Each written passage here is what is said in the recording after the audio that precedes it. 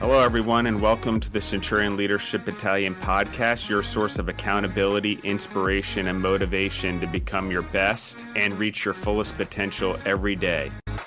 Our motto, it's simple: to use our determination to crush our everyday leadership tasks so that we dominate in our delivery of services and products to our clients and achieve victory and personal growth, profitability, and creating environments for those around us to prosper.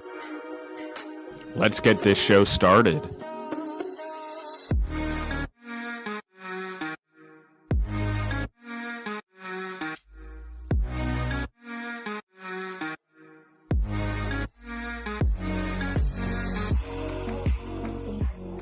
Welcome back to the Centurion Leadership Battalion podcast. I'm your host, Alaina. Very excited to have you back for another episode with myself and with Justin.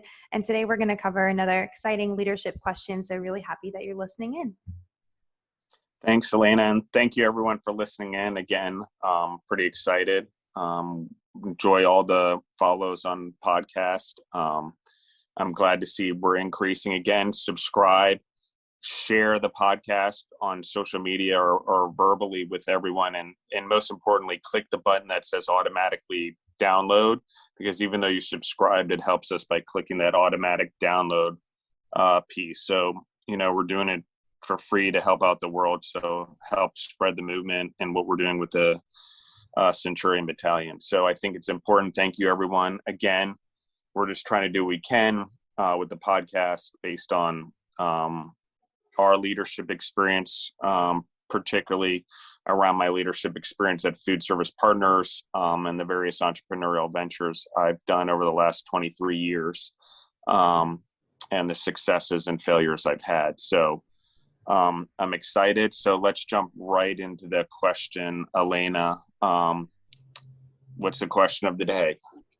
Question for today is, what is the purpose of delegating and how can leaders get better at delegating effectively? I think this question is going to be really helpful as we head into, Q4 and a really busy season for a lot of businesses and brands. And delegation is a skill that I think you have to learn over time to kind of let go of the reins a little. So I just love to give you that question and let you take it away. Well, delegating's an interesting thing because I deal with a lot of entrepreneurs, so I'm going to break it down in the entrepreneurs and sort of the consulting and coaching I do around that.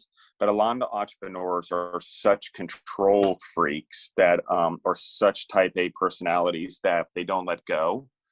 And so if you don't let go of something or don't delegate out responsibilities or ownership, as we've talked in some of the 3-part series we released in October, on ownership, you don't delegate that ownership. You are,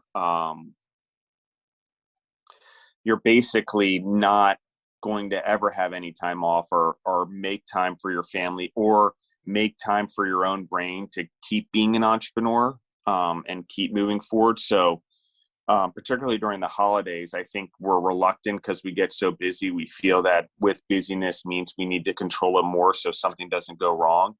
I think delegating helps. I think that when you go through transitions, if you're a control leader and you start delegating, expect things to go wrong because people are not going to know how to make decisions if you're a control-based leader without you when you start delegating. So the importance of delegating is pretty simple. One, like it's for your own livelihood and long life. Like honestly, as any leader, like you should learn how to delegate purely because it's going to lead to less stress in your life. It's going to allow you to make more money because you're spreading out your responsibilities.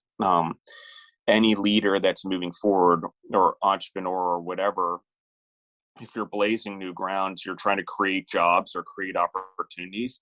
And that means with every opportunities that you create, there needs to be people that you're educating, growing, that are coming up behind you to fill those gaps so you can keep being an entrepreneur, or you can keep being a leader in new things. But that also means delegating. It's not just educating.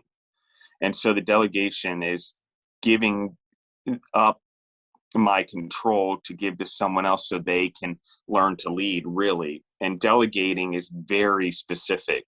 It's not beyond just turning over ownership of something. It's making sure that these specific tasks are delegated, what's the 3 W's, as we call it, at Food Service Partners. I think that's who, what, when.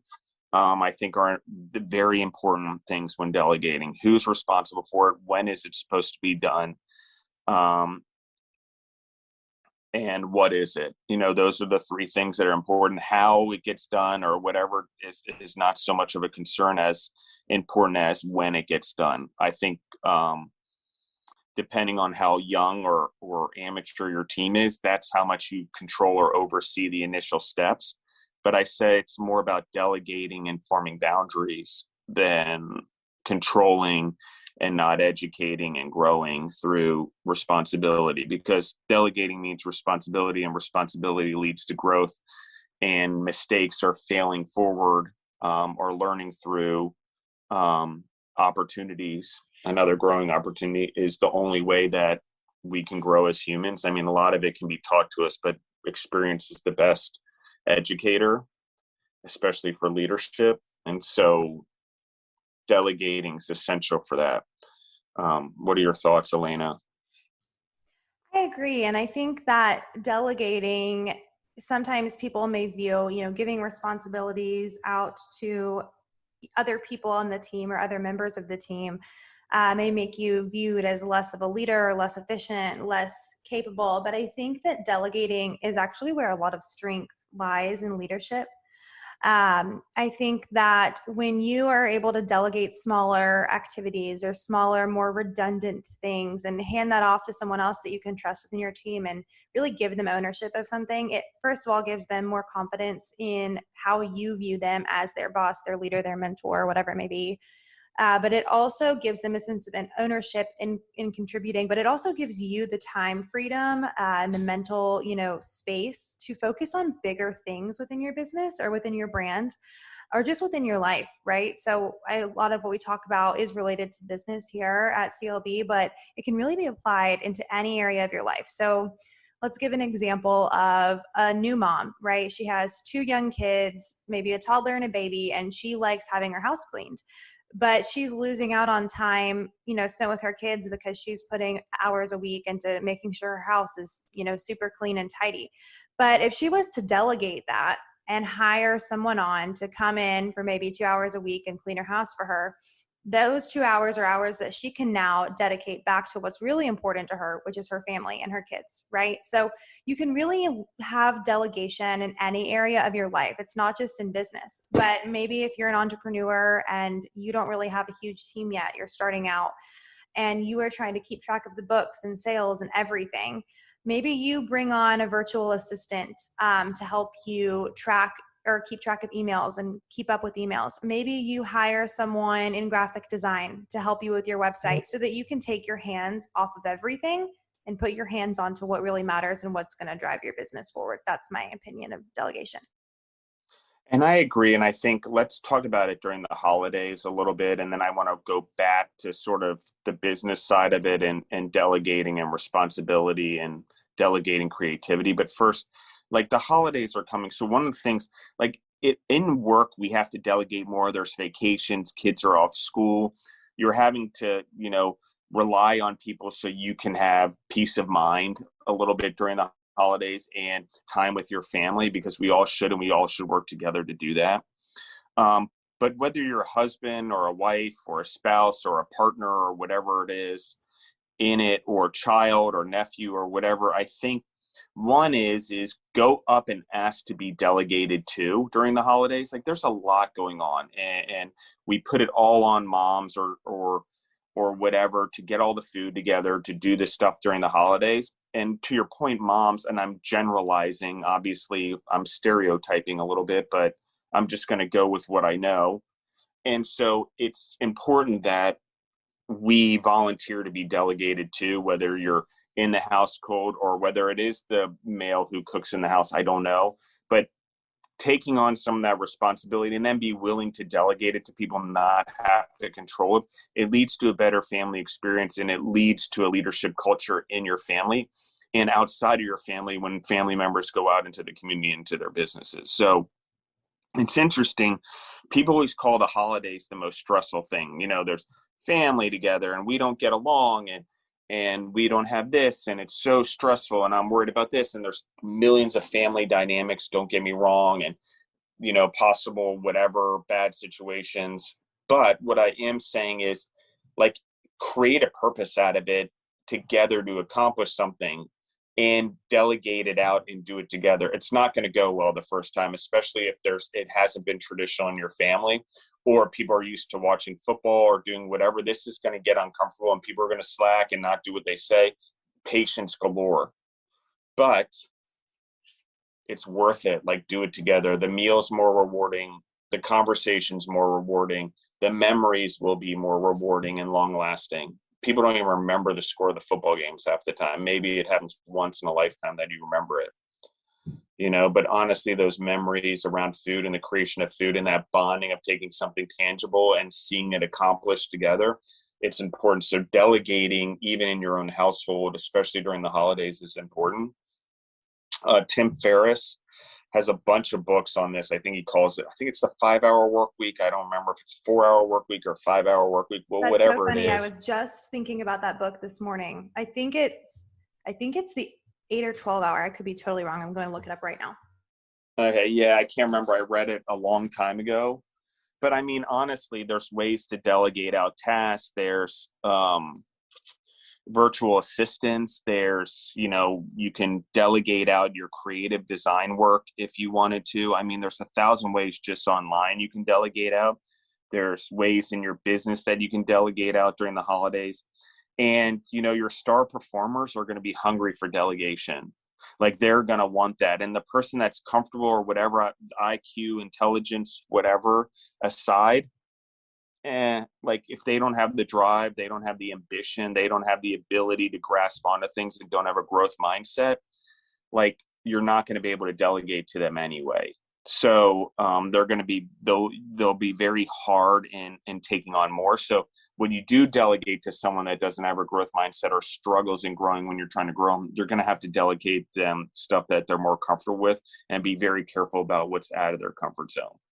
But for our organization, we try to push uncomfortability a little bit always in our delegation, sometimes more than others, depending on where we are or how far we need to go. But I mean, I'll be honest, like, delegation's part of the uncomfortability that's necessary for people to keep growing and people to keep having purpose in your organization, and in your home, and as a family, and. Right. So if I feel that I'm being delegated something, it makes me feel important that someone's giving me something. If someone micromanages it once they give me, I'm like, God, why did you give this to me? Frickin' do it yourself.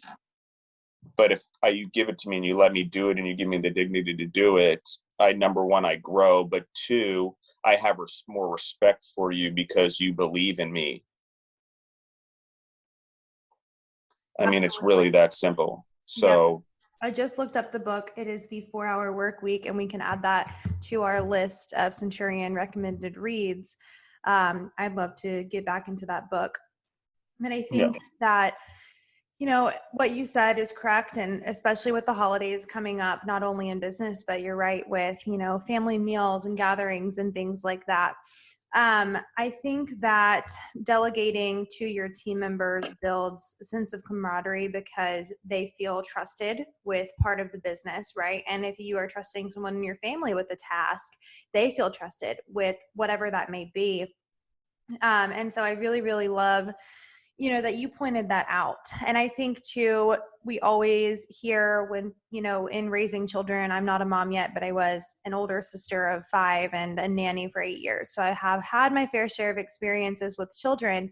And, you're taught from a young age of the child, you should give them responsibilities, whether it is put your dirty clothes in the basket or, put your dishes in the sink after dinner.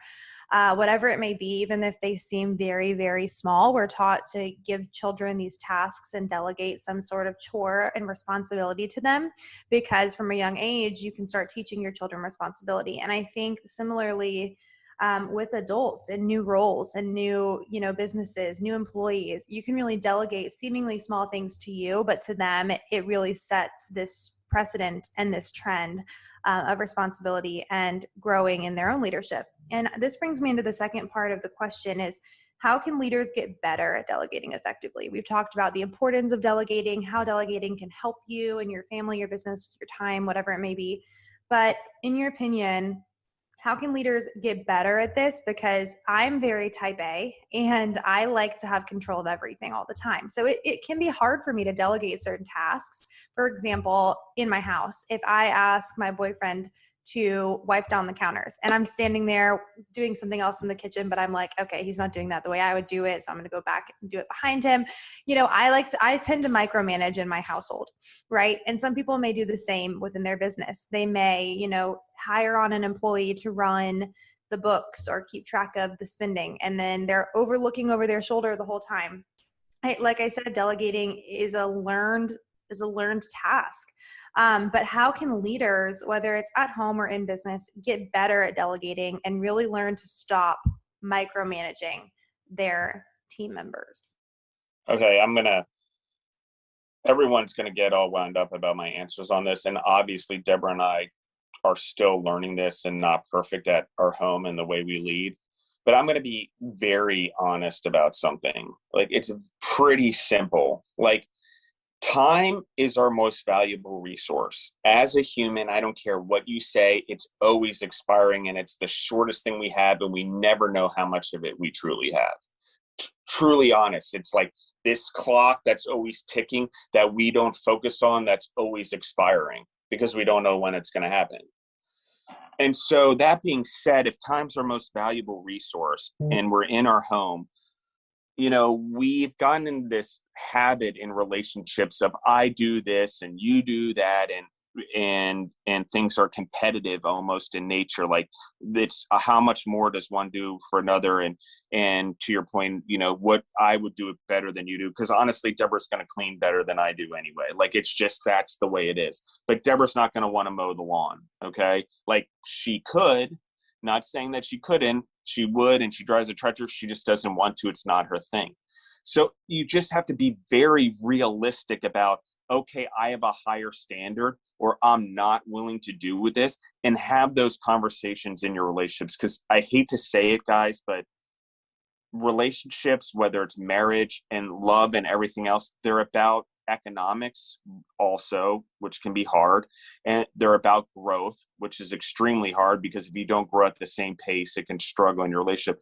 But it's also about time management. And people forget this all the time.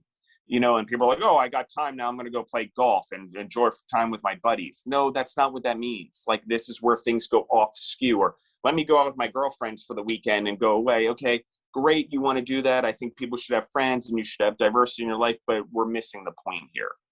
The point is that you balance out relationships and growth amongst your friends, and you make time in a relationship that balances each other out, and you figure out what each other's strengths are, or for all intents and purposes, what is the other person most anal or retentive about, and go with the lowest common denominator. And then that's your rules. Like, seriously, it's a really easy solution. Deborah cares more about cleaning than I do. She's going to get mad at me. I'm going to clean up after myself still, but it's not realistic for me to go say I clean the kitchen, because even if I do wipe up after myself, me using the word clean is not realistic, right? Not by her standards. So, like, it's leading like that. It's the delegation also comes in the words we use. And believe me, Deborah's literal on words. I'm very look at more meaning in them. So we can disagree, as all family members can. But what I am saying is that what we found to be successful is, what is it that you do that you really care about, or what are the things that give you purpose or make you feel good about yourself that you do, or what are the things that you don't want to do that I need to pick up more on, and figure out where that balance is. Because in most relationships now, I know there's still like stay-at-home moms or stay-at-home dads, but realistically, most parents work, even if it's one works at home. You just need to find true balance in time, because it's more now than ever about balancing that time with each other. Less so you have free time to do whatever, friends, golf, whatever, but more so you have actual time as a family. And I think that's the important. I think we don't make that enough of the purpose. I think we don't make the time that we can create during the work week by working together enough of a focus, so we create time to spend within our families during the weekend, and it's the same with your kids. Your kids, like, you're going to have to make them uncomfortable with some chores, but all of them aren't going to want to do the same chores. Like, I can tell you, Maddie and Zoe, Maddie's not really going to weed the garden. It's not going to happen, but help out with grocery shopping, run errands in the car, pick off some of those tasks, absolutely, cook dinner, do whatever she can to help out. So it's also being realistic. Like, that's what I'm trying to say here. Delegation is realistic, even in your own family and even in your own relationships. And so, but it's also appreciating it. I know that no matter how hard I clean, I cannot possibly clean to someone else's standard. I try, but it's just, Deborah's going to do it differently. She has a different eye for it than I do. Her expectation is different. That is very realistic to me. And so I just have to support it in the way that I can. Not that I'm picking on it because you brought it up. It's just a good example. I mean, I don't mind folding laundry or doing laundry. It doesn't bother me. But Deborah, it's something Deborah takes ownership in. It gives her purpose during the day.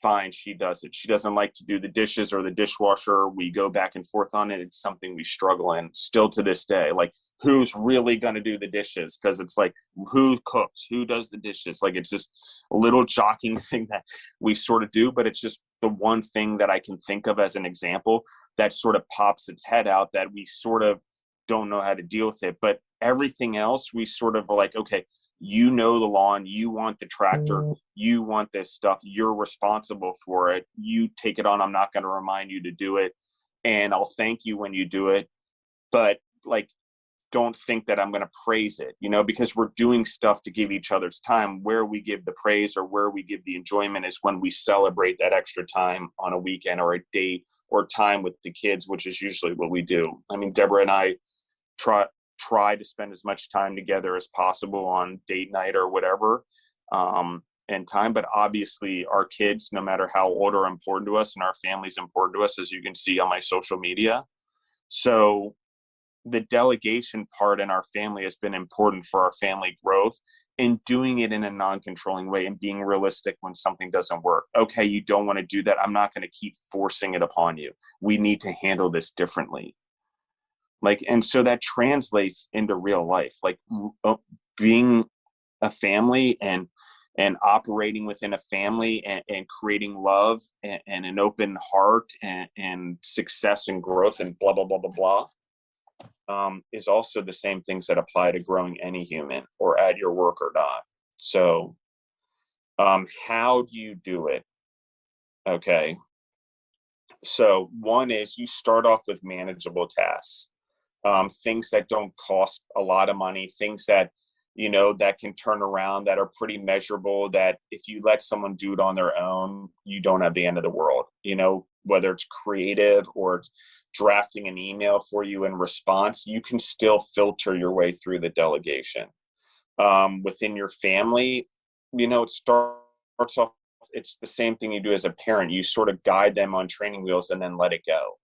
And then set standards as you go, right? Oh, okay, now you're on your bike. Well, you can't go past the block. Okay, now you're 5. Okay, you can go all the way to blah, blah, blah, Timmy's house, but no further, And so it's just managing that, earning trust, because it's got to be earned trust. I've got to build trust with them as their leader, and they've got to build trust with me as being delegated to. So that's what's the important thing. And then as trust, you both earn more. That's just the way it is. And honestly, as a leader, when you delegate, you are rewarded way more than they are. Your growth and your ability to see things and have additional inputs or way of thinking things. Like I talked about it in the household, Deborah and I, without a doubt, 40% of the time can hear the same exact thing and translate it through our brains, through our lenses, through our backgrounds, through our families, through our lives in totally different ways. Can we get on the same page and agree after that? 100%. But it's that initial translation that goes on in your mind that's different. And I don't know how you do it without delegating and see the way people process or go about solving problems. Because ultimately, as a human, that's the more growth than I could have experienced reading or doing anything. And I read a lot, so I'm not saying there's not growth there in education from other people. But what I am saying is delegation and watching people is the best type of leadership skills. You can read them in books and practice them when you're delegating. You should read, you should experience, you should have mentors. But delegating ultimately is the true ability to start pushing yourself up as a leader. I mean, if you can't delegate and you can't hold people accountable to it, there's no way you can manage anything or lead for that matter. So just, wash your hands. It's, wash your hands, it's done. So I would say it's pretty important for that. So Definitely. I think that all makes a lot of sense, whether we're talking relationships or business, personal, professional, whatever it may be. Delegating is something that is important in leadership and is learned and can be learned over time. I think it can make a really big difference in the results of your business too, and just in your leadership style and the decisions you're able to make and new opportunities you're able to find when you aren't, feeling that you have the pressure of taking every single piece of business or of your household on your back. You're able to delegate and find strengths in different things and in different people. So that is an amazing, amazing way to grow your leadership. And I think, Alaina, ultimately, like there is a common some people are nature-based or nurture-based in their leadership. I know it's a lot more complicated that, but it's fundamental something to look at. And typically females are more nurture-based and males are more nature-based, hard knocks versus, softer approach. The balance is somewhere in the middle, right? That's why there's male and females, or in relationships, even if they're same sex, there tends to be more masculine or feminine in the relationship just to balance it out, not always. But I'm just saying there's that type of leadership skills that are necessary for balance. And so I'm not saying anything about whatever, but what I am saying is nature versus nurture is a part of life in all the animal kingdom, especially in humans. And it's finding balance in that, in the way that you lead, and understanding that there is that balance. It's part of the reason naturally when we parent, we lead in the way that we lead, and there can be frustration. Well, why do I always have to be the disciplinarian? Why do I always have to be the bad guy? And that type of stuff is because we allow it and we delegate it all to one person and parent, and we don't talk about it enough. What parents should be nurture or nature, or how we support each other in a conversation. So delegating is also being unified in our approach to the public. Deborah and I call it a couple bubble. It's not ours. We read it in a book. We also live by 5 A's, I think, which is important by delegation, which is attention, affirmation. Oh geez, all of a sudden I drew a blank. Let me look here because I want everyone to know. I got nervous when I said it because I'm being a little vulnerable. But I think it's important in the way that you lead that it's the same way. Like in a relationship, it's couple bubble. It's attention, acceptance, appreciation, affection, and allowing, right? So those things are successful in relationships. But in delegating, if you give a person attention, right? Like I'm giving them attention by delegating to them. So I'm like, hey, I know I've been paying attention to you. You're doing a really good job. I'm delegating something. Your acceptance of them, I'm accepting that you can take ownership of it by not micromanaging it, by setting boundaries. I'm accepting of who you are because I know that you can do it. And then I'm appreciating it a lot. Hey, I know it was hard and I know you made mistakes, but it's great. So appreciation matters. Affection, it doesn't necessarily mean touch or whatever. In this 5 days I'm talking about, maybe it's more relationship is affection towards each other, but affection can be in a way that says, hey, it's showing praise or it's showing empathy or whatever. You can do it in a way that's not touch, that's not relationship based, or that's not crossing a boundary and coworker. And obviously the allowing. So I said attention, acceptance, appreciation, affection, and allowing. And obviously allowing is just allowing them to make their own mistakes and grow as a human. So I think those 5 A's, the guy's name is Richo, Richo, who created the 5 A's: attention, acceptance, appreciation, affection, and allowing. And looking in your relationship as a couple bubble, like you're unified as a couple, like for the world first, and you're protecting the couple and your family.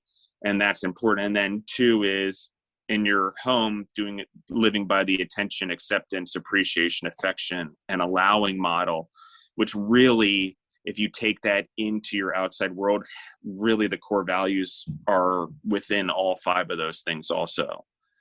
And so delegating, to me, is making someone feel wanted and needed, and giving them attention, acceptance, appreciation, affection, and allowing them to be who they are. So I can't think of something more valuable, at least to start your journey. So how does one start?